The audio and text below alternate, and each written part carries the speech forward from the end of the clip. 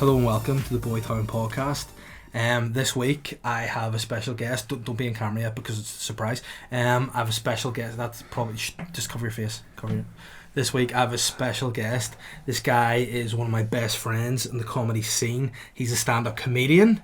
He's a writer. He's a songstress. Could I say you're a songstress? Songster. A songster, and also he is a convicted. Can I say it? No. Yeah. He's on parole. It's Kieran Bartlett.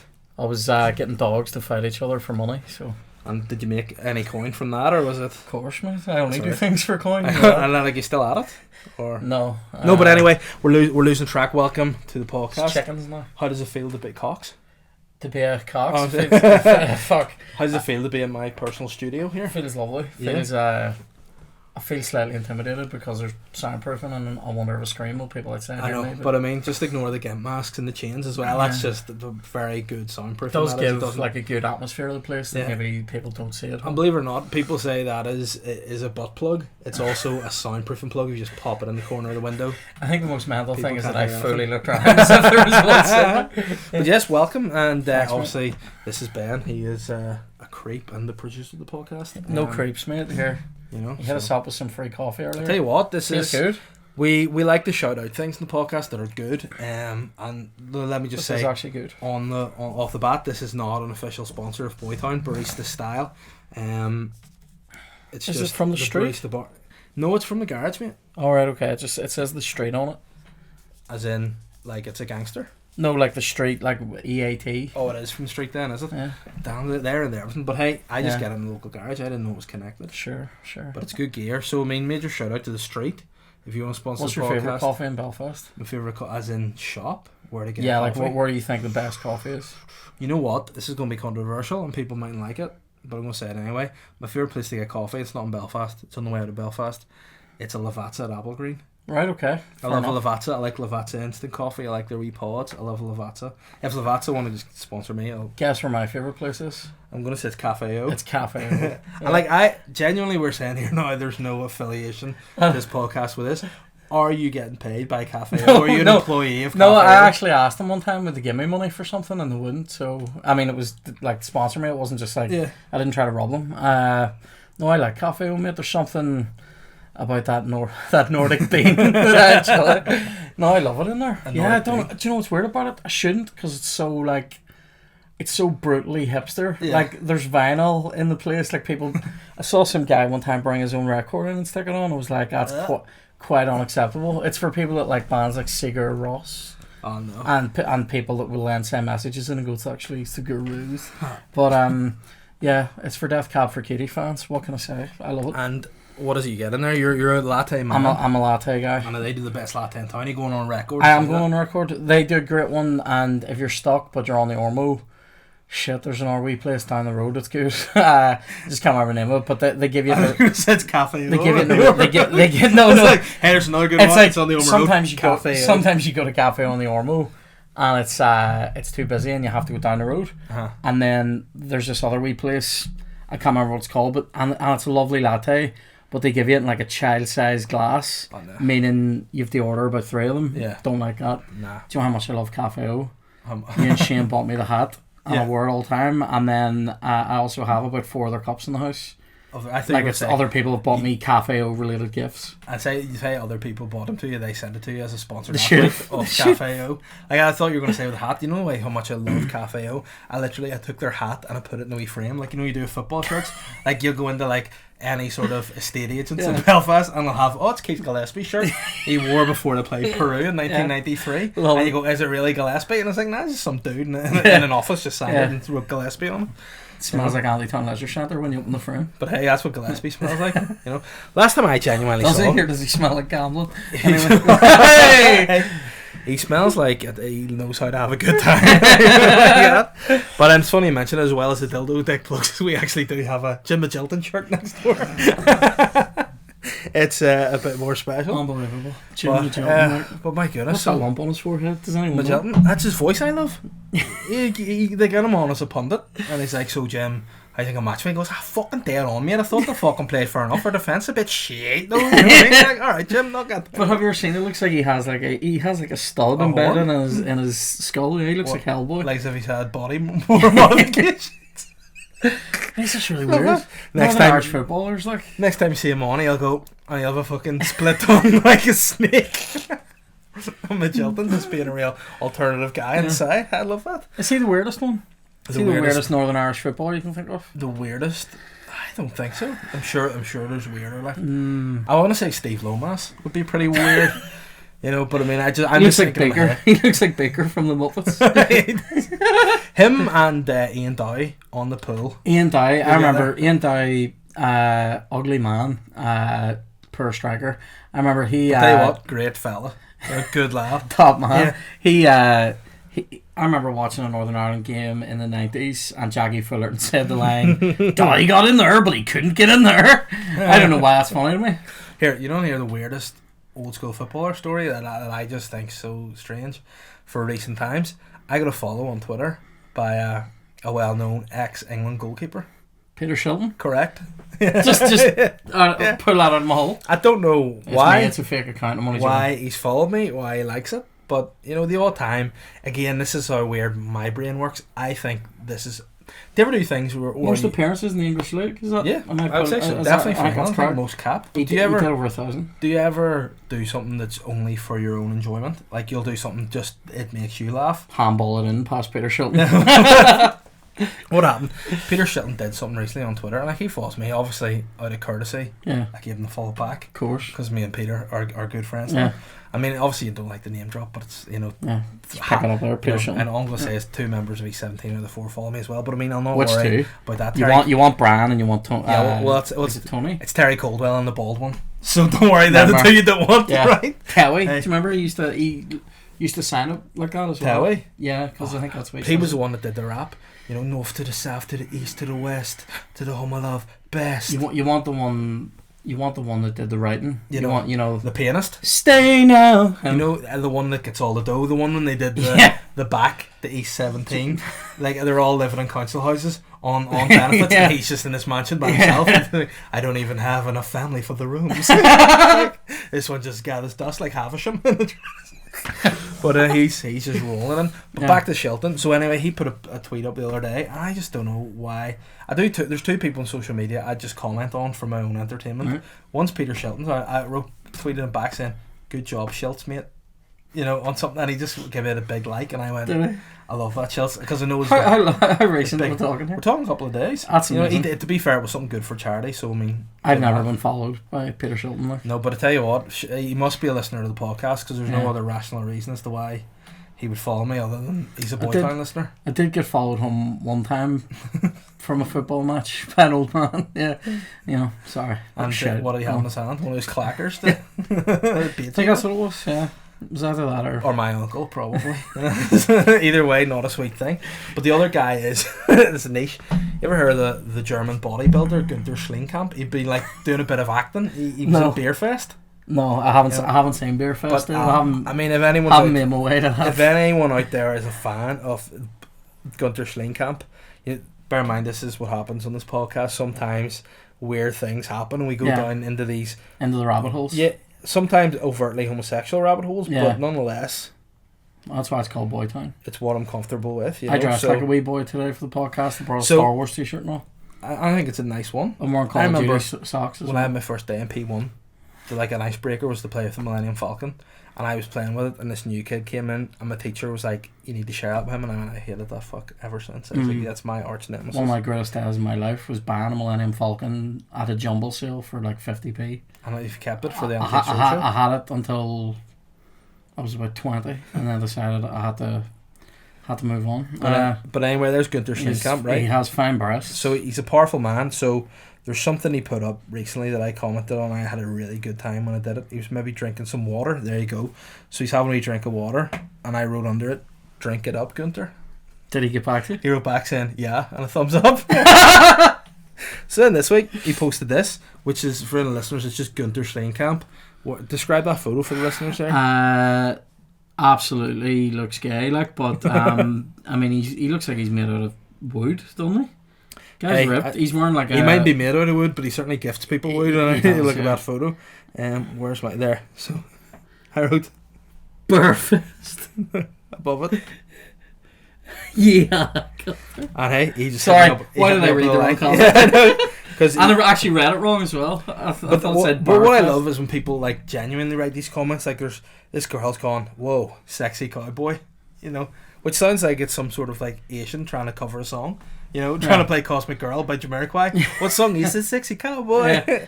And then this guy, huge cowboy, you know, and then this guy, damn good pick, man. And this guy is just followed by me now. I'll just stop doing that. But yeah, the Instagram wormhole, it's something that I don't like Instagram. It's not for me. I don't like it. Just putting pictures up. It's like, it's just, I don't know.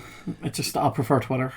I prefer the hatred of Twitter. I'm off Facebook at the moment. You're off. I actually noticed that. You know, I'm enjoying it because I went to get a photo. Did you go to? Yeah. I went to get a photo of you to be like. You ended up using my wee WhatsApp. I had to use your WhatsApp one, but it was a cute photo to be fair. It's a lovely photo. You look very happy in it. Very cute. Nearly sure that was the day we went to the Grand Canyon.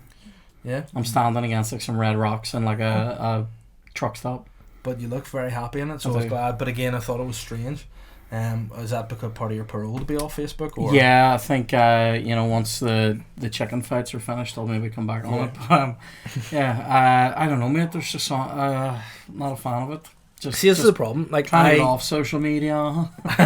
It's very difficult to get off on social media. See, every time I say it or hear someone say it, I think that's on. But it's got to the point now where it's just become the banter that you said. Do you ever do that with banter that you have so often that you do it with people who have no idea about and they look at you and go, yeah, they think there's something wrong with it. Yeah. See, for me as well, I'll often say, don't like social media. Like that. So like people are like, does he like it really? Yeah. Matt, tell you what I hate. What's that in social media? It's like, I'll tell you what, you have an angelic way of putting it. You know, that's for sure. But no, I think Facebook. It's as a comedian, you feel like you need it to post videos because that's where you get the views and the comments and all that shit. Whereas like I don't like it. If I could just have my page, that would do me. But you need to have your personal page connected, and then you get weird people. Well, see, do you though? Because you can maybe make like a wee catfish account and give that your give it permission to be on your to run your page, to run your like page. I would like that actually. I'm considering doing that, but I just want it off it. I've been talking about it for a while. Yeah, and it's been good. It's been good to come off it. Like I thought, honestly, as a friend, my opinion when I saw you on Facebook would be like, you've done something inappropriate and violated the terms and conditions, and they've axed you. No. Like, hey, would it be wrong to say if there was a guy that could have violated the terms and conditions of Facebook, you would be a good call? I could have done that. I could have done one of those, plus size sort of model pictures of myself, and people might have thought I was showing. It's funny how you go down the sexy route. I just thought inappropriate hate speech. Would it be? I don't do hate speech anywhere apart from on stage. As you well know. No, I don't. No, mate, I just want it off. I just don't like it. I think I just don't like it anymore. And does it? Because plus, I'm not really gigging that much. I'm mostly focusing on writing, so I don't really want to. I don't really want to be like I don't need it really at the minute. But I might come back. It'd be one that I sort of look at the all time. You know what I mean? Like some people like mine. I don't put anything. No, just Facebook. Okay. No, it's like. What do you mean? Like I'll look at your page sometimes. No, but like I find sometimes people like, why haven't you accepted me on Facebook? And I'm like, I just don't have the notifications or don't know someone. Yeah. Like the amount of people I have on Facebook I don't know from the past that have just added me, and I thought that's fair enough. But now there's like literally I know. Like you're talking maybe 5% of the people that were on mine. I would have actually known them, and then everyone else was like, but it's just people that were liking videos and stuff, which is great. But I'm not. I think I would use it if I was putting it out there for people to come see shows. Yeah. But I'm not really doing that right now, so I don't really want it. And then I wasn't using it, so I was like, I don't really want to be on this. Do you know what I mean? It seems like it's a bit of a necessary evil, though. That's how I feel about it. Like in terms of it's probably a sad thing now that you can do a video on Facebook, you can go viral or whatever, and then you think that's just you made it. You know what I mean? Whereas the art of just doing like a load of gigs or getting a reputation as a stand-up say or performer takes a lot of time. Whereas like it's probably similar to what a lot of like maybe actors see in terms of like these YouTube stars now. People are just going, oh, they're getting in because of everything matters about followers, hits, likes. Yeah. It's like you sometimes take away from actual, as Arsene Wenger would say, quality. So I think it's a bit about that, and I think you'll be all right without it. You know what I mean? I'm not really using it. I haven't used it really haven't really used Facebook properly the way I was doing in about 2.5 years. Yeah. So I'm not gonna miss it. It's been a blissful 2 weeks. All I get is tagged by Catherine or Shane and things. That's literally all Facebook is me tagging him or her tagging me. I liked looking at my memories of how funny it was 10 years ago, but also very inappropriate. You know what? I hate when I get my memories and it's like me at like 20 at a toga party and I thought I was a fat fuck and I look back going, I'm in the Donis. I've done what? I've done and I thought I was fat in 2009 sort of thing, and then it's brutal. Like as you can see, I'd give anything to fit in that Japan shirt again. That's it. Like I used to be like, oh fuck, I'm wearing a double XL and it's a bit loose. Wear a double XL now and you would be able to see my soul. Yeah. Yeah. And also my hole. But like now I'm day 3. See, what I like to do is wear like clothes that fit me, but then wear underwear that's too small, just to keep everything locked in. I like that. Means that when you pull it out, it just flings. It flops out. Yeah, it flops out like one of those, those things you see at like car sales places. And I was just thinking, one of those things that kids blow, not your dick, but like one of those things they go. yeah. I don't think so much. Yeah, one of those. Kids blow. Yeah. I again should watch what I say. I'm a parent. So I don't watch. I'm not. What I'm saying. I don't have responsibilities. Did you know of? I had. Well, because you were in prison for a while, but the cockfighting. So I had a dog for about 8 hours and gave it to my sister. The dog, I mean. But I'm just grumpy, man. Cause I'm on a diet. Like this is my 3rd day, and I'm like this is not how I want to be. Do you know what? Sometimes I think if I keep just eating, my body will do something else. Do you know what I mean? It'll find a way, or I think like the government will intervene or something. But what I hate is like my wife doesn't. Ben knows the score. He's like, yeah. You know what I hate? My wife. He's like, he's like a backbencher in the comments here. Absolutely. But now I just find like she hits me with stuff that hits deeper than being like, she would say stuff with me. So she'd be like, she'd go to feign a right hook, and then she just hit you with a left uppercut, and you go, didn't see that coming. She'd be like, look, great boxer. She's like, she goes to me, look, I don't worry about how you look. I love you for whatever. And then she goes, it's just your tubes I worry about. And I'm like, what? That is dark. And I was like, what? She goes, yeah, like I don't mind. Like I obviously I love you, but and then she mugs you off by saying like, but you mightn't be there for Holly's birthday, and it's like fair enough. I'm thinking 20th, you might be there to give her down the aisle or whatever. She hits me up, but I want you to be there for Holly's 5th birthday. I'm like, she's won already. Yeah. Sure, I can leave me alone before next World Cup happens. So, and I mean, I'll stay alive for World Cup. You want to see what happens in Qatar, I mean, I want to see how they can play in Qatar. Like to me, that's the World Cup in Qatar is like that series and Saw. I really hope an Irish team gets through to that, because I reckon they'll just turn to snatters on that pitch. Did you just call? Yes, it did. The Irish team in Irish? No, an Irish team, either the Republic or the North. I thought just an Irish, like that was how you said. Alright, no, on Irish. Because like this, I don't know if on this podcast we are very avid speakers of the Irish language. I think we like to speak Gaeligorsh. We would be so. And sorry for any of our Irish listeners. Could we please welcome to the podcast my friend Kieran Show Bartlage.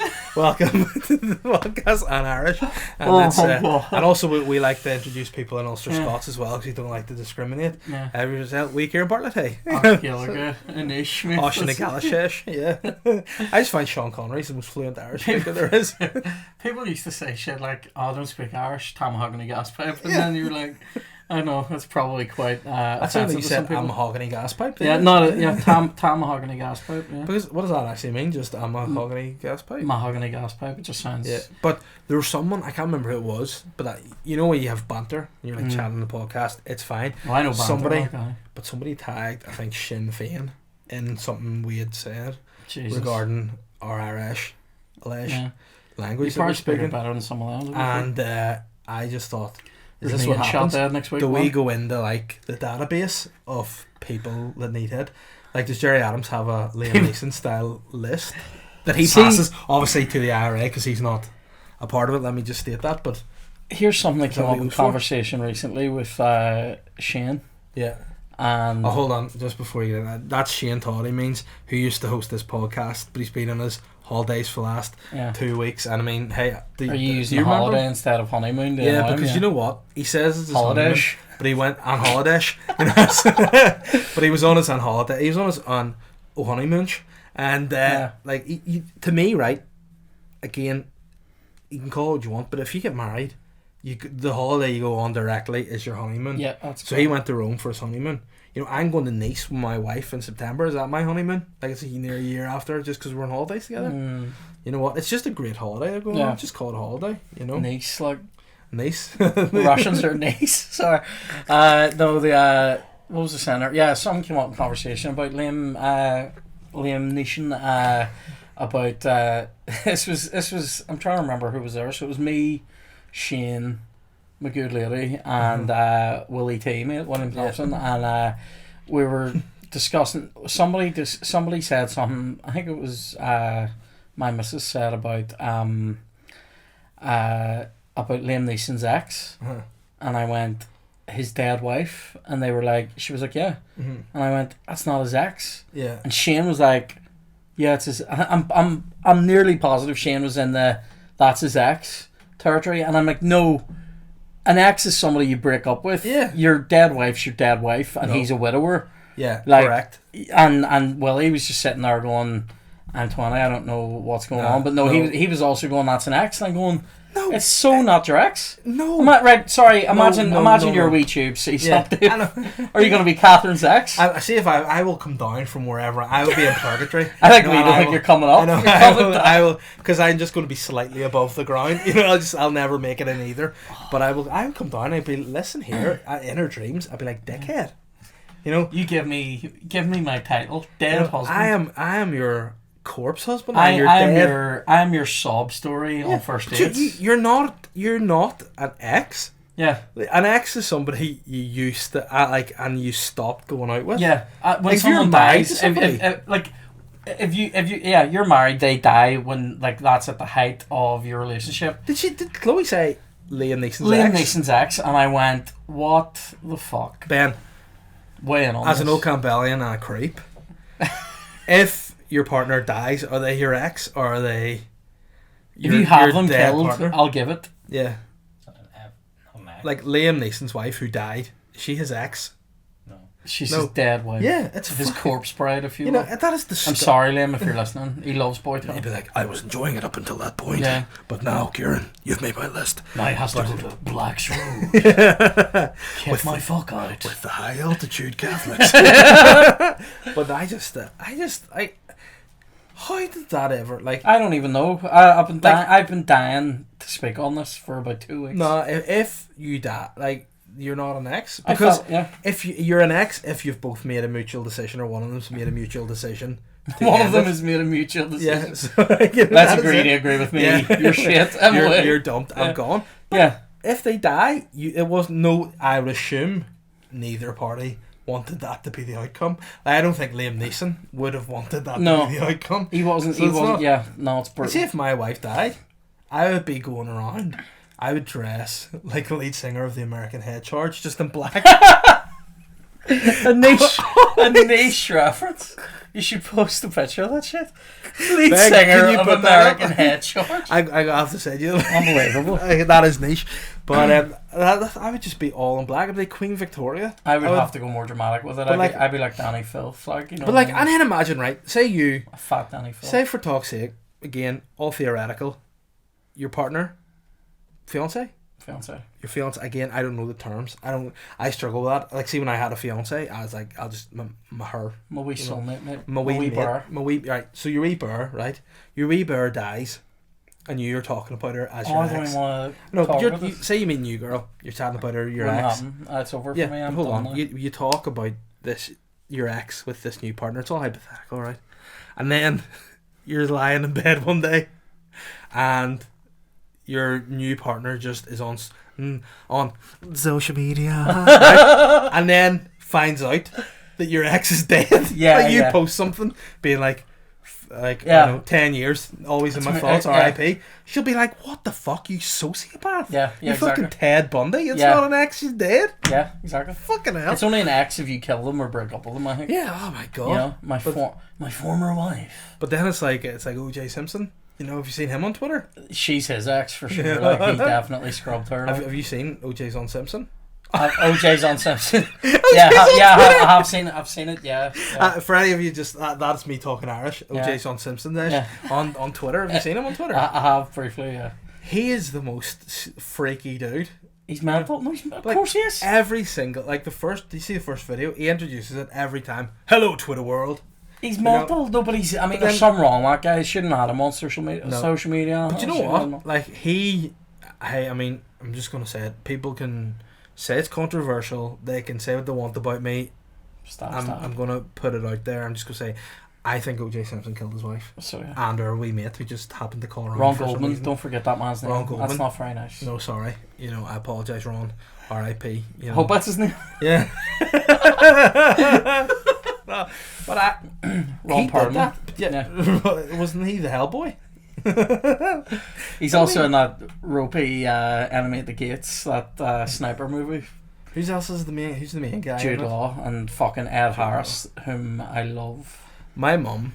Ed Harris is badass. Said that there's one thing that'll melt our heart other than the love of our children, and that's Ed Harris's eyes. Jesus Christ, they are eyes. They are piercing to die for. And tell you what, like he's the first bald old guy that people are like, that's sexy. You know what I mean? He's a cool man. Did you ever see him in The Rock? No, but I had to tell you what. You haven't seen The Rock? I was making a joke about having sex with the wrestler, Dwayne The Rock Johnson. Hey? Very nice. You haven't seen those pics. I have seen The Rock with Sean Connery. With Nicolas Cage. I drive a Volvo, a beige one. Love it. You are the master of niche films. Niche? It's Michael Bay. It's fucking... But The Rock. We were talking earlier about one of our favourite films, Robin Hood, Prince of Thieves. It started because you were like... I was playing before we started, I have a playlist, right, on my phone, which very inventively is called Chill Switch Engage, because it's a play on words of the band Kill Switch Engage, and also my favourite band. It's genuinely a very relaxing playlist. Yeah. But I also found a video last night on YouTube called Chill Switch Engage, which is about 11 or 12 kill switch anthems played by a guy. It's just piano. It's haunting. I will definitely check that out. It's class. But what I played was my I'll play a few examples of songs that I like. Again, set the scene. I'm in the bath, I've lit a few fireworks. They're blowing about the room, whatever. I don't have candles because I'm Roman candle. Just make your bath dangerous. Exactly, And I mean, at the end of the day too, I sometimes iron when I'm in the bath as well, just to make it exciting. But I'll shuffle the song and let you listen to a couple. This is my Chill Switch Engage soundtrack. You've also got a wee sexy bit of. Do you know this song? I do feel like I've heard it. Feels like one of those. Simply Red. Oh, Sunrise, was that very sexy? What Simply Red one is that? Sunrise. What does it go? Obviously it goes like that. Look into your eye. What's the chorus?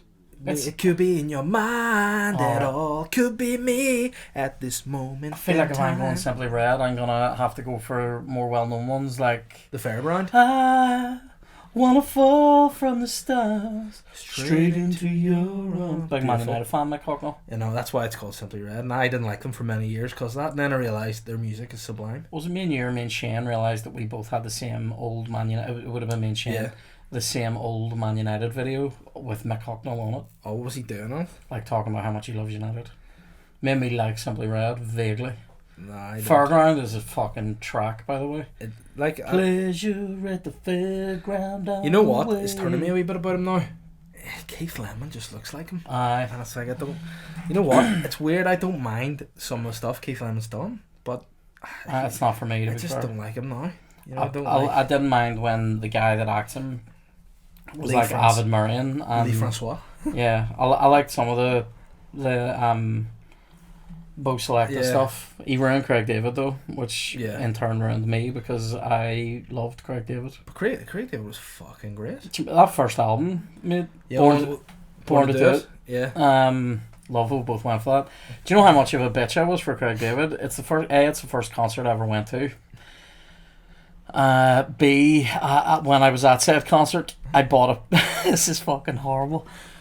I bought this poster literally about the size of that Boytown sign that was Craig David like that, but it was made up of all little pictures of Craig David. What age would you have been? I was too old to be doing that. I was like 12, 13. And you have it on your wall? Mate, do you know it was mental? I did. I had them all. At the same time, I was listening to like Iron Maiden and like bands like that too. So really schizophrenic type of music listener. But tell you what, a lot of that is bang, bang, bang. You know, it's hard. I need to talk to you about the song 1, 2, 3, 4, 5, 6, 7, 8, 9, 10. Come and let me do it again. Come and let me sing it again. Yeah, can't pretend, can't be messing around with my girlfriend. It's a great song. Then I need to talk to you about Booty Man. Which is actually the name of my next show. If you're looking for the man that can, but check out the girls that sit up with your program. And were you happy to see him make a comeback with some other stuff? I'll tell you this much. My favourite thing that's ever happened is the lyrics of Fill Me In, mashed with The End of Heartache by Killswitch Engage. It's phenomenal. How do you find that other than just one day? Somebody actually sent that to me, and it was one of the greatest moments of my life, to be honest with you. That sort of reminds me of what Simon Cowell must have felt like whenever he was like, look, Harry, Louis, Liam, yous aren't doing it as solo artists. What I see is you come together. I'm going to call you One Direction. We'll see how it goes. And then they sing. One Dimension. And it's just like, whoa. Yeah. Well, yeah. Two of them just turned into dollar signs, and the other one was like a wee shiny dick. The last time I watched something that made me go, wow, was when I discovered the song Rainbow in the Dark by Dio. I didn't know that until recently. Yeah, Dio has... I mean, everyone knows Holy Diver. Yeah. But there's one called Don't Talk to Strangers. Yeah. Great advice as well as a rock anthem. I tell you what, I only got into Dio later in my life, and he is, in my opinion, I think Dio only got into Dio later in his life. What I love about him, right? He looks like one of my great aunties. You know what I mean? Like if he came in and offered me a Werther's, I go, thanks, Auntie Dio. Do you know the bass player Steve Harris from Iron Maiden looks like somebody that would have been mates with my man in the 90s. Yes. Do you know what I mean? Oh, with West Ham? Yeah. Like, I was thinking of doing a bit about that, about how... Run to the shops. Rock. Run for my slice! What I mean, it's like, I look at those guys and be like, rock's the only genre where they don't go, right, I need to stop dressing like this. Oh, no, I love it. Look at Guns N' Roses, still dressing like the fucking glam era. But have you ever seen... Did you hear about Steve Adler from Guns N' Roses? No.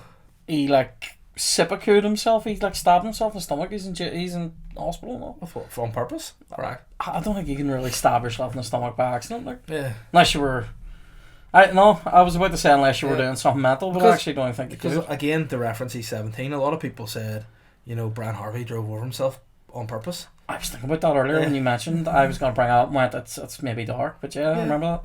But I mean, drove over himself. But that shit like that. It's hard. That's actually hard to do that. Yeah. I wouldn't have the speed to do that. You have to very much be good at the ribbons to be able to run yourself over. Like you need to be able to, flip out. And I just physically, like maybe when I was in third year, I was flexible enough, and my muscles and my tendons hadn't formed properly. But now that I'm a set man, I couldn't do it. Yeah. And I also reckon I'm hard enough. Set man. I enjoy that. I'm set. I'm like a wee panna cotta. Yep, I'm set. A wee manna cotta. I'm set. That's the name of the podcast, the manna cotta. But I'm a set manna cotta. Like I'm. This is what I'm going to be. All I can do is get fatter or thinner. This is my stature. Your frame, yeah. I'm framed up. I'm like, do you remember back in like the 90s? Like you probably had it. Most boys had it. They had like these wee wanks in secret. Well, but nothing came out. It just felt nice. Yeah. But like you could just buy like a puff of links. Exactly. It's like it just feels good. Mine just was just like, it feels nice. I could do this all day forever. But I got like this. My first one, I nearly like tickled it out. Anyway, go ahead. But the Terminator. You get this Terminator thing where you got the Terminator exoskeletons.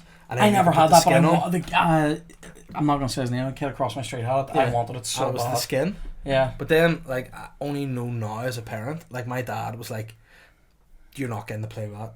It's I a was like, nightmare. why? And it was apparently he had to get all the stuff like a paste, like he was making fucking, like he was putting up the bloody wallpaper, and he's like mixing around. Then I had the set like a manicotta, and then you have to put it into like a mold. But then what I did instantly, it was like how I eat a Greg's pasty. You know, I got it, he was set, and I just go all off him. And my dad would be like, "Why the fuck do you do that?" I know what you mean. Yeah. Like, you know, my dad would even be like, you know, look, like watch Terminator. But I know you can't watch Terminator because at 15 you're only 4 or whatever. But just did you get to watch shows like that when you were a kid? Terminator shows like that, like violent films, and you maybe have to fast forward like a scene in a strip club. Yeah. I was like, I think I saw Beverly Hills Cop when I was literally about 5. Yeah, no, I just wasn't allowed the nasty girl scene, you know. My first proper experience of adult themes, I think, was when I played the PlayStation game Duke Nukem.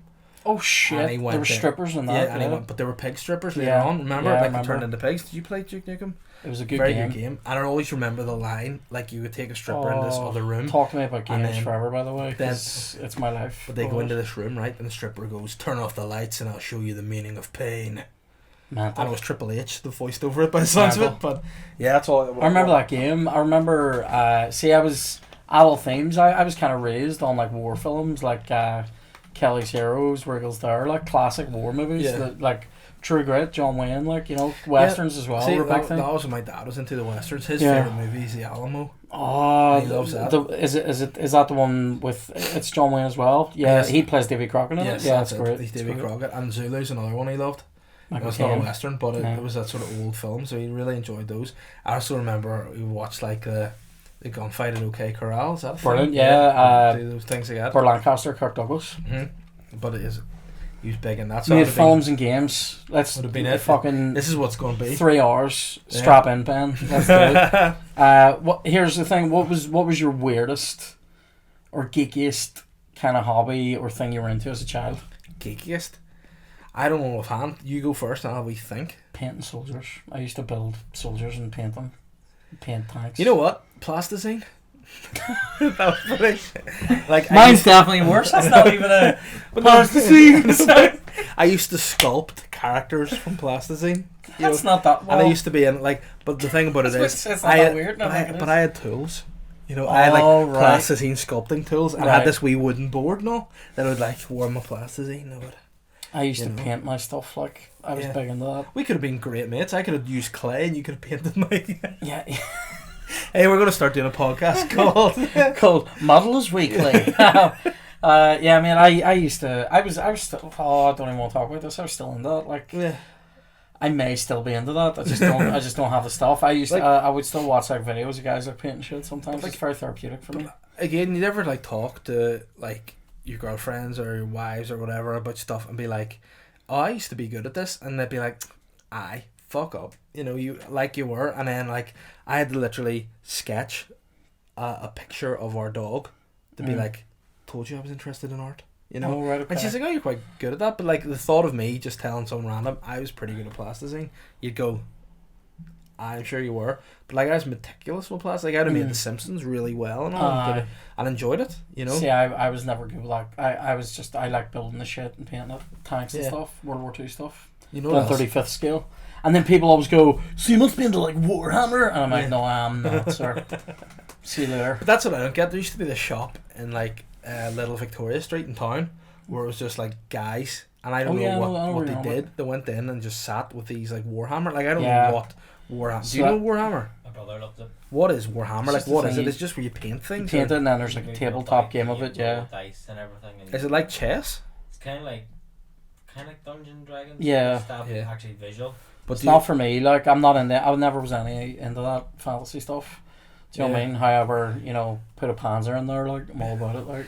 But I don't know whether it was just the fact that I wasn't a massive nerd that I didn't do Warhammer. Yeah. But the thing about you as well that a lot of people might know, you have very delicate hands. You know, I could see you're such a you know, you do. I can see you playing a piano. I can see you doing things. They're like really weird child's hands. Like, but whenever I shake your hand, I enjoy the experience because it's like, that's so beautiful and soft. Like, your hands are. People do say shit to me. People shake it. Well, your hands are really soft. And it's because I don't do any work. All this, the only work I've ever had to do is, wipe my whole look. Like I think you would be very good in like French Renaissance scene, like living in a castle, just being able to do really artistic things, wearing fantastic clothes and painting. Like I'd say you'd be very happy in that. Like if you got taken away and put in an iron mask, I watched that a couple weeks ago. It's so weird. It's so weird. It's such a weird wee film. Have you ever seen the original?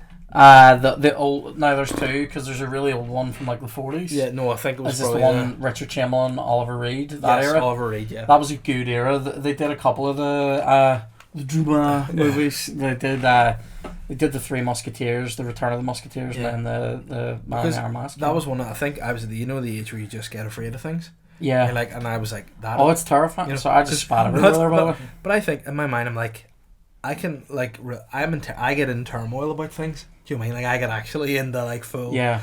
So I'm like, they have taken him, and they've put that is unfair. They've put him in this mask, and he's living in abject poverty. It's not fair. It'll be cold. He's probably not even able to eat because.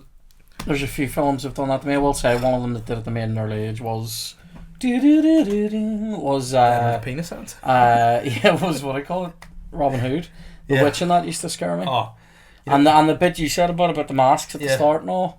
See when she cut her hand with her nail.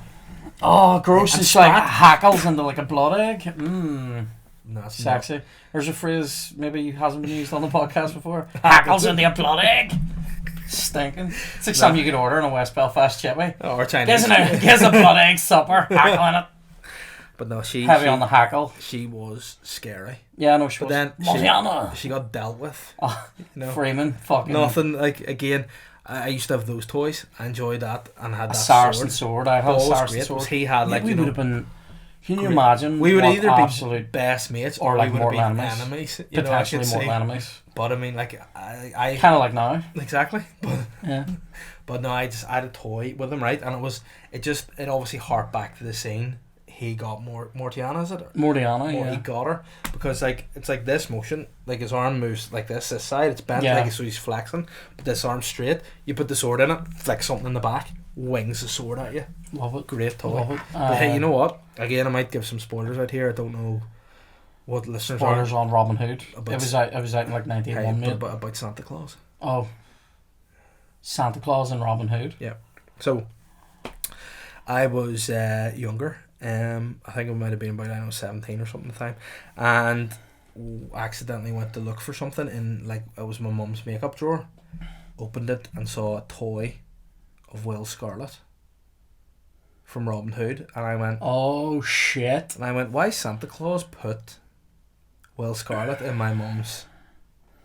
And then they were like, "Oh, because he had too much for his bag. He needed to empty his bag a bit, so we came in with my mum and emptied his bag with my mum, and then put Will Scarlet in their drawers." And it just transpires as well weirdly that Santa Claus calls his dick Will Scarlet. Is that real though about the toy? Yeah, and then and like I've never closed that and gone, oh my god, no. Here's my Santa shit, right?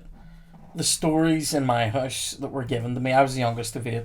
I am the youngest of 8 children. No exes. No exes, right? and the stories that were given to me were, if you're bold, you're going to get a bag of ashes, like a bag of cinders. I was always like, they cool down before they're put in the bag. Don't want to start a fire. It's very, what's the word for that? Very cautious. Safety conscious child. Has Santa done a risk assessment on yeah. So you're going to get a bag of ashes, and the story was, because your Auntie Mary, who's my mum's sister, because your Auntie Mary got a bag of ashes one year, but then Auntie Mary used to tell her kids that my ma had been the one, right? So they had like a wee NDA, a wee pact of steel there, right? Anyway, another story that was given to me, and this is weird.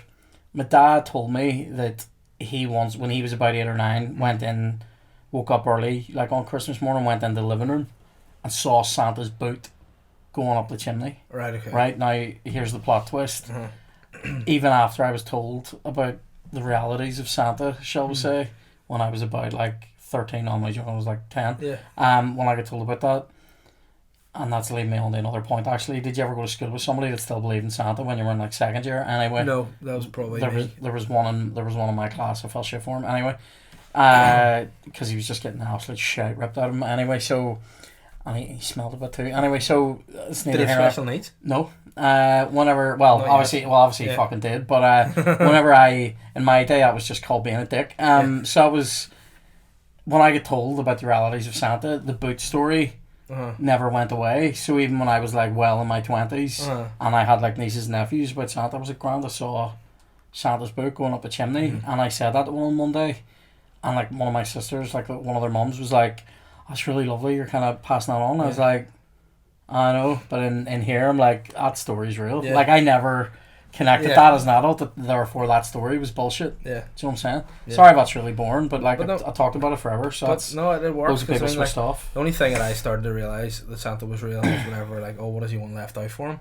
And my dad would be like, oh, he wants a vodka and white and some KP nuts. Exactly the shit that your dad meant. Yeah. In our house it was, you know, brandy and a copy of the Sunday Sport. No, I'm only joking. It was brandy. Because I mean, to be fair, like he probably has a bit of tension built up over all that flying, and maybe needs a jack. So, yeah. You know, fair play to Santa. Like, but I mean, I was a wee prick. Like how I justified Santa being real was I would have gone into school and they'd be like, "Oh, Santa's fake," and I'd be like, "Nah, fuck off, he's real." Like my parents are two tramps. There's no way they could afford two sets of presents. The bounty that I've got. Yeah. You know, I didn't get two sets of presents because my parents are together. Alright, let me point that out. No, I got two sets of presents. I got my Santa presents and then presents from my mum and dad. Oh no, my parents literally said, we don't love you enough to buy you presents, but Santa hook you up. You know what I mean? Is that what you got? Yeah, see, just Santa. Almost kept. This is how the lie was perpetuated in my house. You got your Santa presents, which were unwrapped and like displayed in some sort of cool way on the sofa, like in the living room somewhere, in a corner of the living room. And then mum and dad also got you some stuff that complemented your Santa shit. Yeah. But it was wrapped, so you knew that was from mum and dad. That's why I had some sort of negative attitude to my parents, because I was like, hey guys, you know, why the fuck aren't you two motherfuckers hooking me up with some presents? Tell you what, I love that we're talking about Santa in the middle of July. Like. I know, but I mean, but a lot of people's better than Christmas happens in July. Because I was going to say, in July we could be talking about some other fat wanker likes to put on a funny suit. I can't really dab. I just like to slack myself. Here, Betty, what do we like for time? 45. Pardon, 45? Why didn't you give me an alert of 40? I was enjoying the Christmas chat. Oh yeah, you truly are Benjamin the Christmas wanker. Right. Now we should actually. I feel like I could talk to you all day, dude. I feel like if I wasn't on a diet and I didn't have dinner waiting at home, I'd be like, hey, let's. What are you having for dinner? I'll tell you what I had. I'm having a low-fat Thai curry. Oh, sounds good. Green curry. I had a wee fat boy dinner today. I had fried bentos. No, but it had like I made like a hash. You made like a pie mix, like a pie filling. You know what I mean? Yeah. Stewed bugs and onions, as they say. Is that a phrase that means anything to you? Like mince and onions, bit of gravy. No, but you know what? Why I don't eat that was when I was a kid. That was my go-to staple meal. But my parents didn't use proper gravy and mince. They just used Bovril and smash. Get that into you. Well, I made proper mash today, and I made we had that hash, and I had sweet corn peas with and a wee mix, and a wee Yorkie on the side, like a Yorkshire pudding, not like a Yorkie chocolate bar. Yeah. Yeah. That's funny how you thought of a chocolate bar and I thought of a dog. Yeah. You know, both things that wouldn't complement that meal well. Remember people used to say Yorkies were a chocolate bar for men? Yeah. Wouldn't get away with that these days. I know, but I mean, you know. Well, Whisper Gold, there's a man's chocolate bar. Exactly. Like, I mean, to be fair, there's not a chocolate bar I don't think I wouldn't eat. Oh, I don't like a picnic, like. No, I find tracker bars hard to deal with too. I broke my tooth in a tracker bar, and that's why I now have a hole here. I don't like trackers. Fuck the trackers. Yeah. Speaking of trackers, sorry, it's also a really weird name for a bar. Yeah. It's like when I think of a tracker, I think of like Lou Diamond Phillips in like Young Guns tracking like footsteps with his knife out, like, you know, just me. All right. Just you here. Walker Texas Ranger. We need to give tracker. We need to give a shout out to. Don't know if you ever heard of Patreon. I've heard of Patreon. Patreon is where you can support this podcast, the Boytown Podcast. It's where we get money to do things like go on holidays, buy blusher, you know, get sexy underwear from Ann Summers and exchange it. And if it wasn't for the Patreons, again, we haven't quite worked out what we're going to do for the different tiers, have we, Ben? Or is there something we're going to do? Tiers are all sorted. Tiers are all sorted. Shows you what I know. Love it. Does that mean people have to cry to get stuff? Yeah. Like tears? Yeah. Tears for fears. I scare people into it. But Yeah, we're just going to give a shout out to all the Patreons. Cameron Vance, Jamie Harrison, Jonathan Campbell, Leanne, Luke, Marcus Brothers, as in that's a guy called Marcus Brothers, not they're a soul band called the Marcus Brothers. Mark McGloin, I think. Or could be Mark McGloin. You need to correct that, Mark, but appreciate it. Matthew McPollan. But again, it's just Matty McPollan. He gets his own name wrong. Matthew Goodburnin. Or the Bradley and Peter Harris, the actor. Mandel. Yeah, there you go. So shout out to our Patreons. Again, we'll have something better once Shane gets back from holiday, but he's currently using the Patreon to gamble. So, you know, each to See, whenever you're putting the Patreon out, is it possible to put my PayPal account up so people can also just give me money? By the way, major shout out in the podcast to Kieran, who just enjoys. You enjoy money, correct in saying that? Kiri coin. Anybody that wants to donate money to the coin, just give me. Shane's the money toad, and this is Kiri coin. So if you want to give him coin, I will swallow coin. Will take it. Like Shane might be the money toad. Do you know what I am? And I don't know. You know the big fat frog that sits in like Tesco at the end of your shop, and he's like that, and you can just put coins in. Yeah, I'm like that. What I always think, you know, those things. And my bum is like those things. The spiral. It's funny because a mate of mine actually does that. What, puts money up his hole? Opens his arse outside Tesco's and people just I say it's my dad. Did you ever work anywhere like that? Where people throw money in your hole? No. Have you ever been a stripper, Davey? Never worked in Thailand. Have you ever worked in like a supermarket? I worked in a B&Q. Was the only thing I did. Hardware. Shit, was it? No, I actually quite liked it. It was good. I liked working in Tesco. I worked there for 3 years.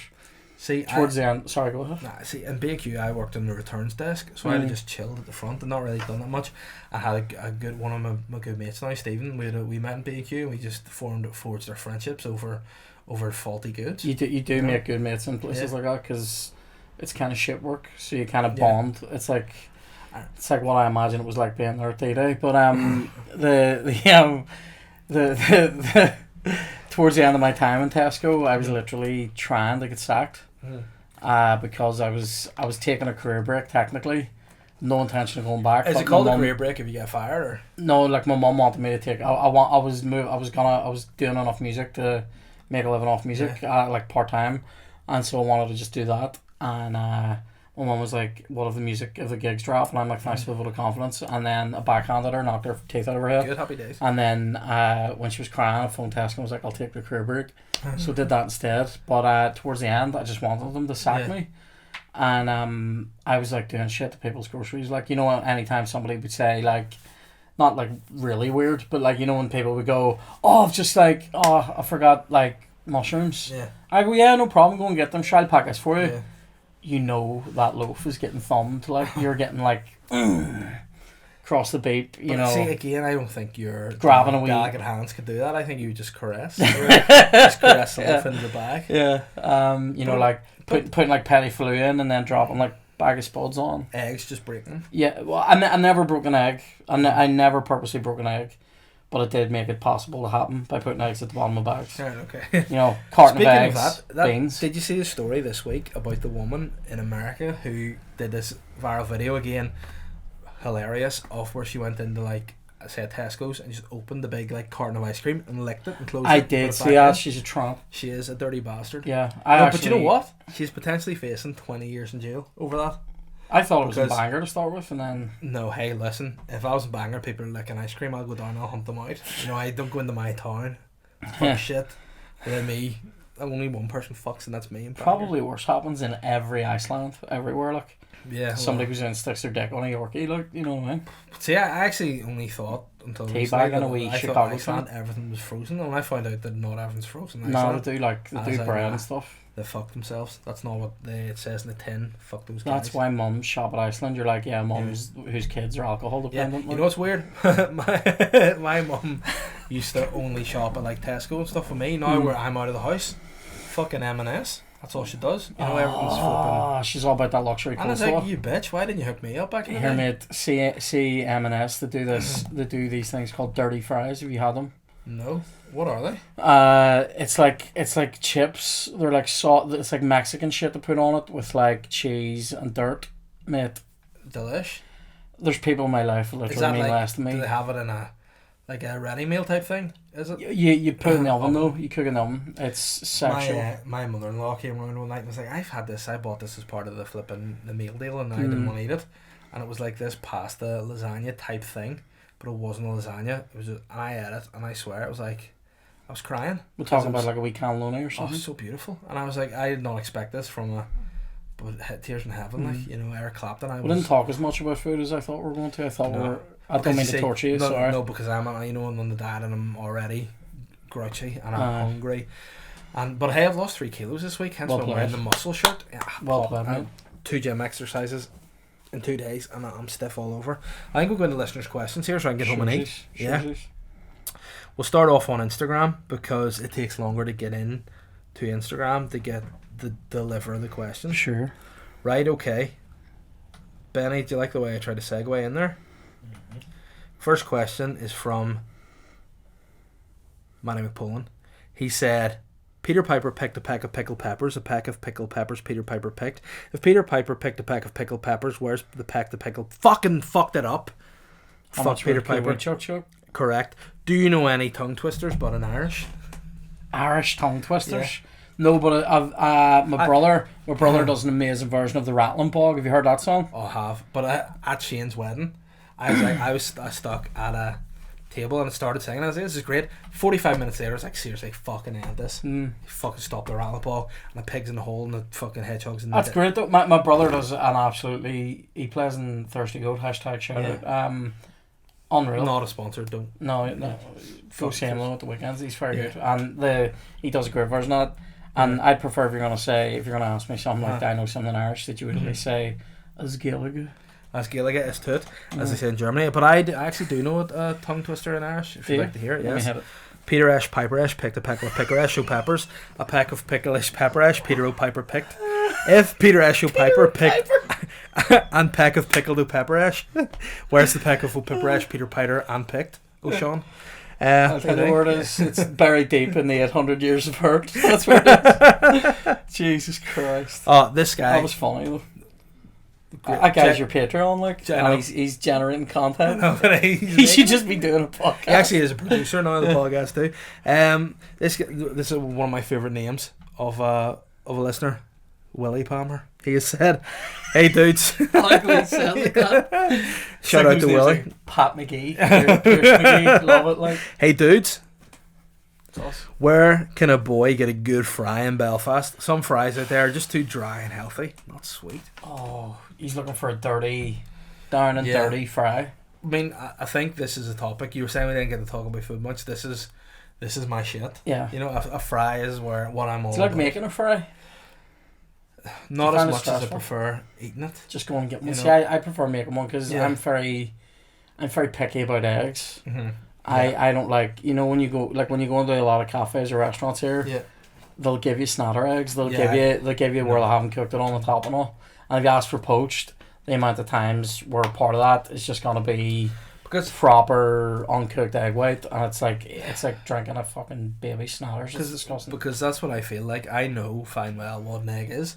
It's like, I suppose, a child's ex, I guess. Yeah. You know. Yeah. You know, it's a chicken's ex. You know, it's not nice, and I like it to be so it's hard. Like if I have any, it's like I'm just eating a dead baby.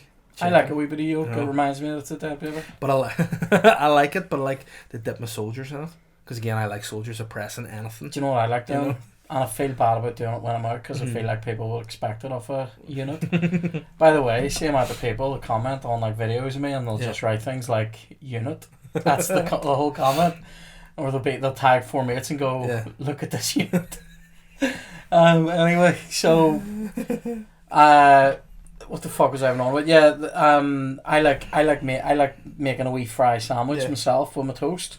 Mm-hmm. You put a wee bit of stuff in, and then I'll dip that whole sandwich in a yolk. And they need it, but I mainly only do that in the house. See what I did actually when we were on holidays? We didn't, like, in Spain, they don't know how to do a fry in the morning. They give you little chorizos, and it needs to be proper. So what I did, I just took, obviously, the ham and cheese toasties. So I took the ham and cheese toasties they had, that's about it, and a couple of eggs. Was it Iberico ham even? Did they even... No, it was that proper, gross, fake ham. Probably just not out of... shoulder meat? Yeah, like, just corn ham, probably. Some like fat guy's shoulder. But tell you, another thing, are you a black pudding fan or no? Yes and no. Mm-hmm. I'll not have it at home, but I'll have it when I go somewhere nice, like the French village. White pudding? Yeah, I love white pudding.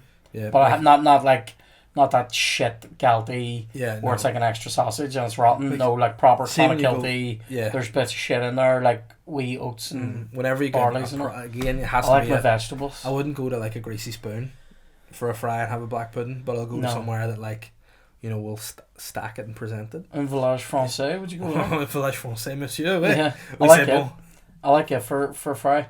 They also do this mental thing that's like anything it's French. like peppers and like an omelette. No, it's like peppers and like wee bits of meat and like eggs and stuff. Very dirty, like wee hash. You know where I actually went that was quite good in Belfast recently, and again it's probably a spoiler alert because I bet every bastard in Ordo goes to it. General Merchants. That was the place I was thinking of earlier. The rob you though on the lighthouse. I haven't had food in it. But no, on the Ormo? No, it wasn't on the Ormo. It was the one I went to in Ballyhack, Upper Newton Arch Road. It's over near Stormont. Yes. Yeah. I went in there and had a sandwich called the Manwich. Which I mean, I liked that they called it the manwich because people nowadays be like, can't call it a manwich. People get offensive. Women can eat it too. Shimwich. Yeah, but I mean, like, women can technically eat that manwich, but again, you need to have a man's like pipes. A man's frame. You need a bigger aorta because that's gonna just clog your tubes. You know, your tubes. Always think about your tubes. Exactly. Your tube. You know, but I mean, the good thing about that is when I go for fries, it's always with like my mates or other fellas with young kids because it's again brownie points. You're taking the kid away from the wife, she gets a lie in or whatever, but also you're getting to eat a fry. Yeah. You know, it's win-win, and the baby, like, she just eats eggs, so you just put her down and eat the eggs. It's great. And then you're like, I again, I don't know if other people but I taught it up how many I do, so I count hard, so I'm owed like 38 hours now of free time, so that's why I'm going to the open. If it was picking like a place for a dirty fry, you have to go dirty, so that's like, you know, your other place, your Maggie Mays. Yeah, Maggie Mays is good. Your but they do. I'm not being fly when it says dirty. It's a good dirty fry. And then there's one. What did you call it? One me and Shane went to one day donkeys ago. It was like over in the east somewhere. I want to say over near Newton Arch Road, but not maybe Belmontish. I'm talking like a year ago. I don't even know. No, might have been me, Gallus and Shane, all that sly. One of those days when you were not invited, when you didn't want breakfast. Which is never. Yeah, that never happens. I prefer. I don't know.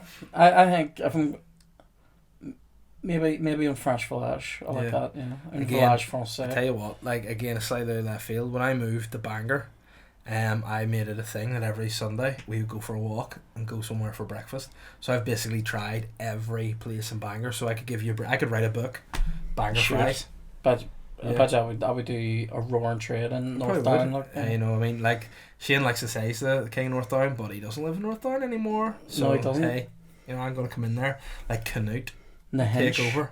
You know, he's down in the Hinch, mate. Yeah, that's not, you know, he doesn't like Hinchcliffe. He doesn't like Ben. How often does Shane text you and be like, cut that out of the podcast anytime they mention Ballinhinch?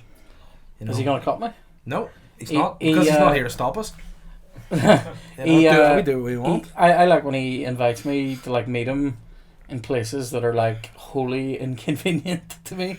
He's like, do you want to like at the point? There was a time he invited me out here because he was already here, and I'm like, man, I literally live on the full other side of Belfast. But see, the thing about you is you're very accommodating. No, you're the Tyson Fury of meets. Like, you don't give a fuck. You'll go anywhere. You know, you'll meet people. You remember the time I said, "Oh, you meet me in Dundonald," and you're like, "I'll do it." I did. There you go. That guy's... I was lovely we day. Dylan O'Neill said, "Hola, any chance of a Boytown Fantasy Premier League?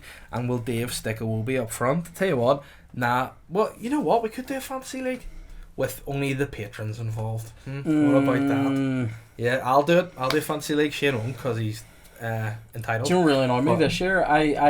Me and my mates, we were in one, and I was fully paying attention to it at the start, and then it came to a time when this is a shit story, when I went to make my transfer week, and I made these, like, I got all these amazing deals in my transfers, and I clicked it to make it, and it only made the very last transfer, and then took all my free deals off me. It was like the week where you get free subs or whatever, free changes. Fuck me. And you know what? I never looked at it again. I'm going to say fuck Wobie and never have him up front unless he starts playing well. Oh, Arsenal shit. Glenn Lindsay. Sorry, Dave. Man, just the fuck up. You're on my podcast in my fucking I'm sorry. private red room and you give me this. Came into your palace and took a dump.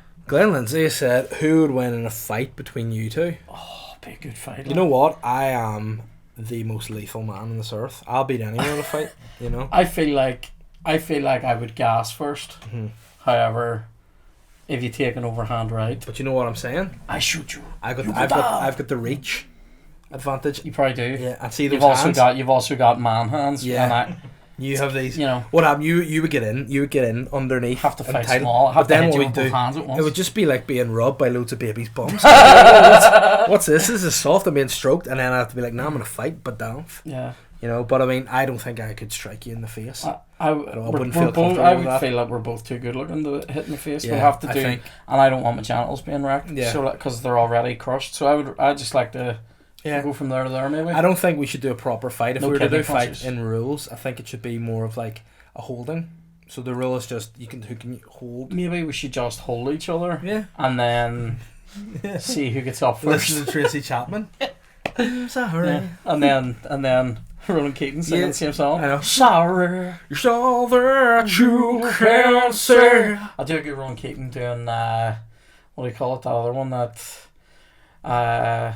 when you what is it? Where does that start? It's amazing. It's amazing how you can speak right to my heart. Love it. You know, only Boyzone impression I can do Stephen Gately. Do you go for no matter what? That's It's a classic. only no matter what. That's that a I can classic Gately one. do. Like. Yeah. But here? Hit me. I actually can't wait. Right.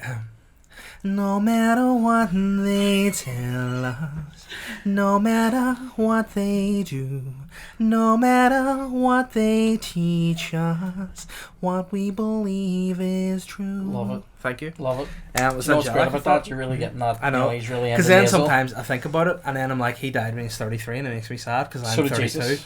and my tubes. You know, it's like, and you know what the sly thing was, because he was a bit of a party guy. As soon as he died, people went, he's been doing some just natural death. Yeah. Sly. The Daily Mail got in a lot of trouble over that. Used to teach about that. They wrote like all these articles, like slagging him off, just saying it one was his point out- lifestyle. It just wasn't. Yeah. But Kieran, by the way, never taught in his life, just goes out in the street and just like I just preach. likes to set the record straight about Stephen Gately. When Someone I needs to do that. when I tell people I used to be a lecturer, Yeah. just out in front of my house. Exactly. Ah! Listen to me! Firebrand. Gately! Oh no, what have I done there? I love that. Matthew Mernon. In fact, you're a guest. You can do it every time we hold our nose and say, good morning. Can you give us one of those? Good morning. I love it. That's great. He said, I'm taking a wee break in Galway town, Lovely. but no one has heard of Game Throne-ish. What do I do? What is Game Throne-ish? It's Game of Thrones in Irish. Sweet Christ. Yeah, so he's in Galway, but people don't know what Game Throne-ish is. Always lovely. Yeah. I was in Kerry there a couple of weeks ago. Lovely Oh, lucky place. girl. Oh, you dick. That's all that Arsenal or shite revenge. Yeah. Galway's lovely. Do you know I never got into Game of Thrones? Like, No, I got just into it and then they took it off Sky box set. But you know where I'm going on Friday, literally on the 12th? I'm taking a trip. past that church, St. Patrick's. I'm taking a trip, and I'm going to beat the lamp egg. I'm taking a trip down south to Limerick. You should go too, but don't be a dick. On the 12th? Yeah. What are you going to Limerick for? A party. I should just go to a party in Limerick with people who don't know. Yeah. No, I am going. A friend of mine is having like a big sort of wedding celebration. They got married, sort of quick, and then decided we're going to have a big hellacious party. Just come on down for that. So, we're hoping to pick up some new wheels this week. The whole family I'm going? Nah, fuck that. Yeah. I'm leaving the daughter overnight, so you know what that means. No shagging because I'm married, but yeah, it just means we'll be getting drunk, having a few drinks. So yeah, I'm excited about that. Looking forward to it. Again, I enjoyed your arm thing though. I know. I Again, like the noise. because you know what? In my head, I don't know why this is funny. Have you ever seen From Dusk Till Dawn? The Sex Machine. That is funny. The That's guy funny. has a dick for gun. But then what I also Or gun for a dick. Yeah, gun for A dick for gun's a different guy. You better watch it. Oh fuck. That's a John Wayne just pulling his cock. You know what I think is one of the funniest things? I don't know where this banter started, but it's this banter that like anytime you get a boner, it's a metal robotic dick. So like, if for some reason I go to feign that I'm going to suck a dick, I'll go. You know, and then also in my head, I need the music for this. If I'd be like talking about, like, I think this might have been in school, but there might have been a while where, like, if we saw somebody, it's very mature banter. This, if we saw somebody sexy, you know, we would have this banter again at school. You couldn't do it now, but we would have just done this. All the Terminator music.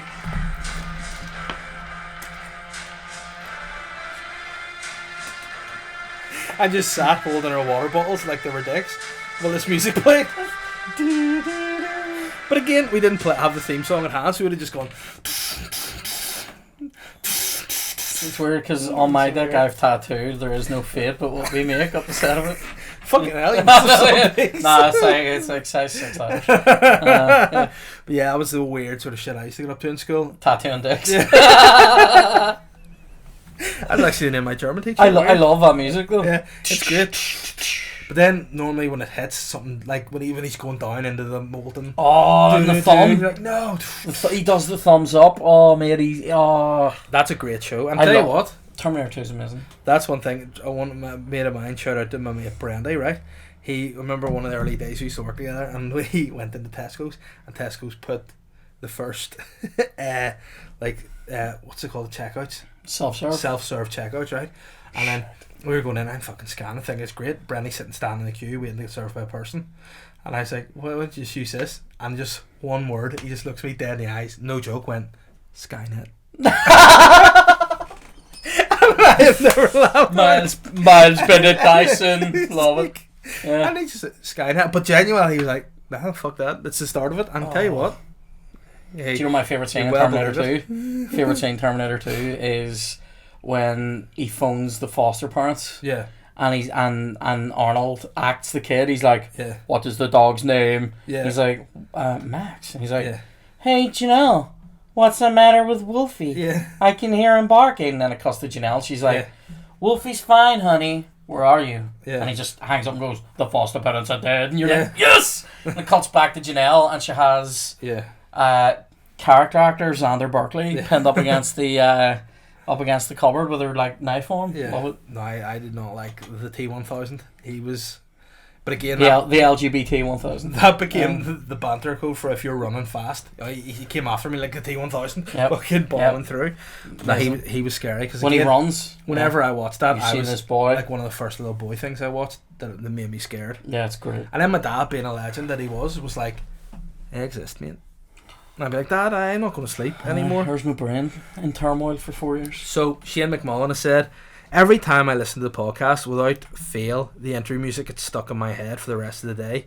No complaints about that. But what I was wondering, what song or songs get stuck in your head most recently? I'm a sucker for you. What was that? Shawn Mendes? Jonas. Oh, they're the same kind of guy, aren't they? Jonas Brothers, I think it is. Yeah. They're the one and I'll do anything, mommy. I have that, you know. Chloe loves him. I just get Chloe loves Nick Jonas. Nick Jonas. Yeah, I remember. It hurts me. She put something on Instagram how sexy he was, and I was like, that's weird to me because is he not 12? I would rather see her put up like pictures of like John Candy being like, I love this guy. Oh, fucking Yokozuna gives me such a cream on. Like. I mean, like, I find like I've been getting tagged a lot in things about this umpire in Wimbledon. Have you seen this guy? Does he look like her? Oh, people are going like, here, Dave, have you something to tell us, mate? And it's this umpire. How amazing would it be if you were? Do you know what I like about it?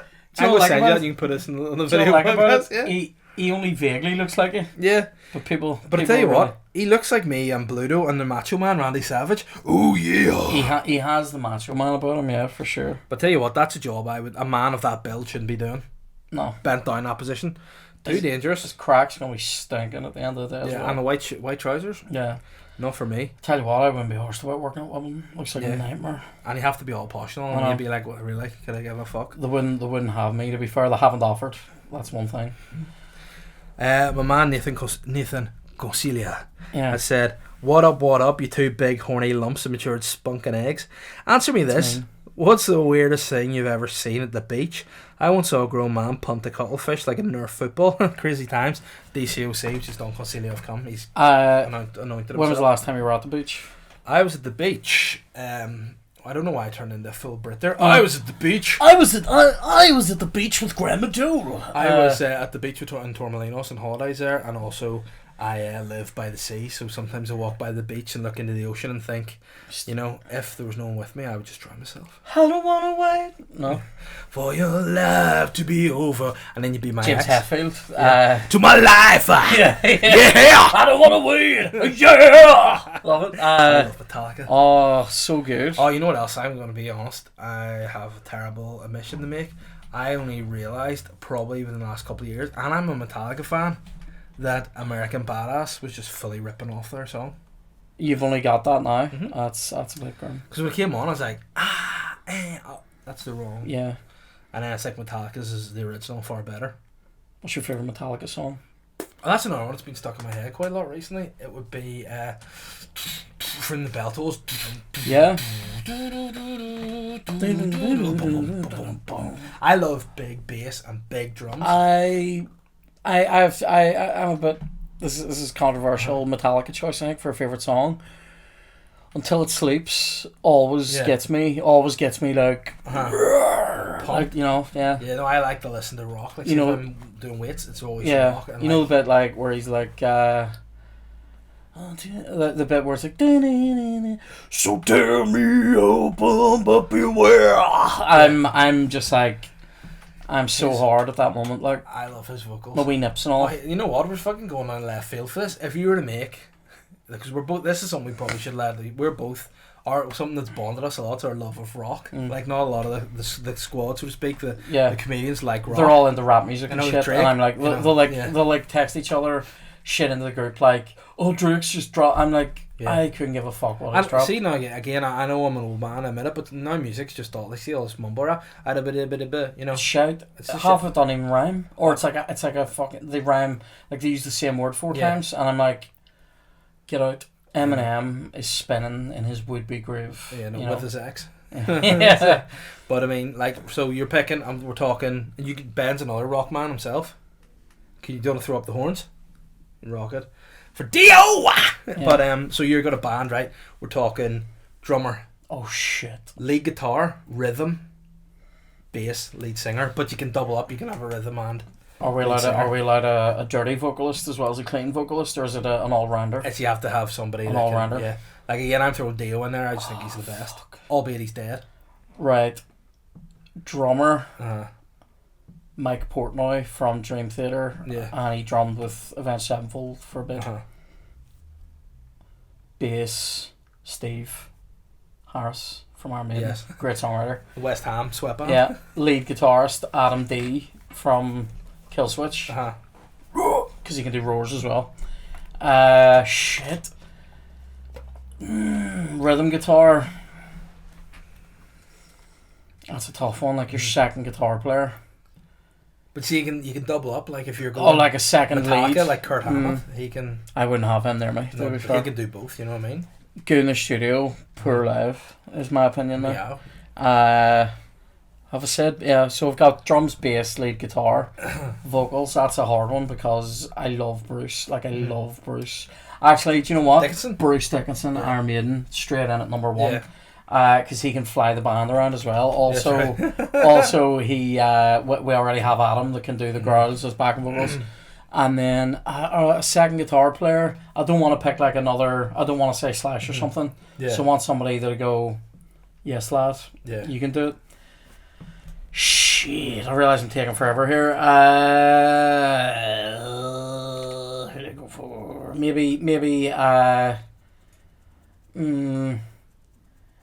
Maybe one of the boys out of Slipknot that can just bring something, or one of the guys out of Korn, something a bit different. You know, something a bit. The bassist, you say? No, second guitar player. That's right. Yeah, no. Yeah. Korn would go for head then, isn't it? He would be the sort of second, or the monkey. Yeah. What about yourself, Benny? So I would go more the lighter rock side. I have Travis Barker on the drums. Mm-hmm. Lee maybe on the bass. Yes. Yeah, because again he likes to get his dick on your creep. Yeah. Torello maybe on the guitar from Rage. This is actually like a band that feels like it could be a thing. My guys like half of them and you're dead. So. But then the singer I'd probably pick Chester. Yeah. Can't happen now. Like. Yeah, true. Like we're talking about the dead band nearly enough. You have the Doc from Avenged Sevenfold's the drums. He's dead. Dio dead. The Rev. Sorry, the Doc. Oh well. Yeah. Both are dead anyway. I'm sure. Make a dead band. Yeah. Well. How metal? How dark? Yeah. Dead musicians. Dimebag Darrell on Geet. Yeah, and then you've got who's the drummer? Vinnie Paul's dead too. Vinnie Paul, basically just reunite fucking, what do you call him? Pantera. Yeah. So Dimebag, Vinnie Paul, Dio on lead vocals. All the peg from Slipknot. Phil, what's his name? Yeah. Paul somebody, isn't it? Yeah. Him. Yeah, that guy. You could also go... Metallica's, what's his... Yeah, Cliff Burton. Yeah. That guy could really play, like. Yeah, no, he was good. You know but I mean, again... Until the Monkey Man, Robert Trio, took over, he's fucking impressive. Class. Have you seen his son on bass? No. He, whenever Fieldy Snuts was injured in Korn, Robert Trio's 13-year-old son went on tour with Korn and played with Korn. Fucking that's mental. Yeah. Yeah. So who else do we need? Who's your favourite between like Metallica and Iron Maiden? Just Metallica. Yeah. All about Maiden. Went to see them last year. I like the heavier bass drums. Sure. I like everyone says Lars is a shit drummer. He's not. He's great. He's not shit. The big issue I had with him at one point, I mean, as if he gives a fuck, was when they did Saint Anger. Yeah. I hated the snare sound on that. I like that song though, Saint Anger. Yeah, I like that song. A lot of people don't like it or the album, but I Saint Anger round my neck. Push it out. Yeah, I like that. Yeah, I'm all about that. What's your favourite like screamy evil death song? Screamy evil death song? Do you like Meshuggah? Pardon? Do you like Meshuggah? I don't even know Meshuggah. Change your life today. I'll have to check that Meshuggah are mental, but they are class. Think of this. Their songs are all about power. Yeah. Giving you something. You know, I'm going to be a bit... I'm going to say I like Soulfly as a screaming band. You know, obviously not quite Sepultura, but I like them. Roots. Yeah. Bloody roots. Again, there's not enough rock fans in football. Because I thought the ultimate song chant would be Rose, Danny Rose. To the tune of Roots, Bloody Roots. If you're a Spurs fan, go for that. That Rose, Bloody Rose. What was even the question at that person? It was just like songs have been stuck in her head. Yeah, but it's going to I'm a sucker for you. Yeah, and then we just got on to heavy death metal. Now I only have one last question. I'm going to wrap this up and I go home and I'm going to eat low fat. I need to piss. I need to do a big asparagus piece. Yeah, an asparagus piece. Yeah, it smells like vulcanized rubber. That's what it is. Phil McSee has said, question for you, specifically you. He's tagged you in it. He wants you. Yep. He said double D's. That's what he's asked. For this week's Boytown, why has Frango in Belfast lost the run of itself? Not an improvement on KFC that it once was. Sure. I feel like I'm being asked about this, not as an academic or as a comedian, but as a rotund man. And I think... Are you happy enough for that though? Yeah. You know, you used to be a bit of a man about Frango. Yeah, I used to enjoy Frango. Saint Frango. Saint Frango in my tubes. I used to really I used to enjoy Frango post Lavery's. That was we all used to go there in fairness. Yeah. Have you ever told the story about the time some guy come over? I may have told it on one of my old podcasts where some guy come over to us like after Lavery's. And it was like me and Gaddis and a few like other people were there, and he comes over to Gaddis. Normal mortals. He just comes over to Gaddis and goes, "It's been a real pleasure to just like stand there and watch you eat." And I remember like it was one of those ones where I thought that's what he said, and I went, and Gaddis was like, "Well, that was as weird as fuck," straight to his face, and he just turned and walked away. And I goes to Colin and went, "What did he just say to you?" And he goes, "It was a real pleasure to stand there and watch you eat." And he went, as we fucking said, that is like, that's like next level. That guy put you in a bag and that eat guy you. for sure steals underwear. Yeah, no. He's a sniffer. Yeah, he's definitely a sniffer. No, the thing with Frango, like I haven't been to it in a while. I feel like a lot of those places start with like any place that's coming into the market. I think Phil said it right. It's lost the run of itself. It's lost the essence of what it is. You're coming in to compete with the Colonel and his fucking army. Like, hey, it's no coincidence that motherfucker's been kicking around for centuries. Yeah. You know, just walking by. What's in your chicken? The Colonel's just like, fuck you. 11 times he taps his nose for each herb and spice. And then one day he'll just tap a 10 and go. And I go, he's joking. So he, like, the Colonel knows what he's doing, right? And then Frango will come in, and their standards will be high. I don't know who. The guy that used to work there, Hamza, had those standards high. I saw that guy kicking shit back to the kitchen before he served it and all. In a fast food place, that's relatively unheard of. I mean, if you can have one thing in life, it's pride. So fair play to Hamza, shout out. And I don't know if he's still there, but maybe the standards have slipped. I don't want to slabber about specific places either, but other places have done this where it starts one way and then over time it gradually gets shitter. Part of me used to think it's because I've eaten it 100 times, it's not as good as the first one. But like, it's not really. Hey, sometimes standards do slip. I'm going to say something today because something similar to that happened to me. I was in a meeting in work and they provided lunch for us. Obviously being on a diet, I put in a diet request. I said I'd like a chicken salad. And I got it from an establishment. Don't want to name it in the podcast, but it rhymes. It's the opposite of East, alright? I know the place you're talking about. And it's arguably... usually quite good. Arguably one of the best places in town. In my opinion, the best salad in town. Today was below par. Don't like that. Maybe it's because I didn't put any sauce on it, because I'm a physique guy, but I mean... Do you know where does a good wee salad? That weird wee place that Shane likes, right beside... it's off Bedford Street. It's like a weird wee place. It's a good story, isn't it? I don't know. Where is that, do you think? It's like, you know, if you're walking towards the City Hall on Bedford Street, you pass the Ulster Hall. It's like down like a wee street there, just after the Ulster Hall. James Street or something. It's like a wee sandwich place. Does wee salads. in the City, is it? Is that what it's called? Yes, decent enough. Does a good wee salad. Nice. Yeah. But they're very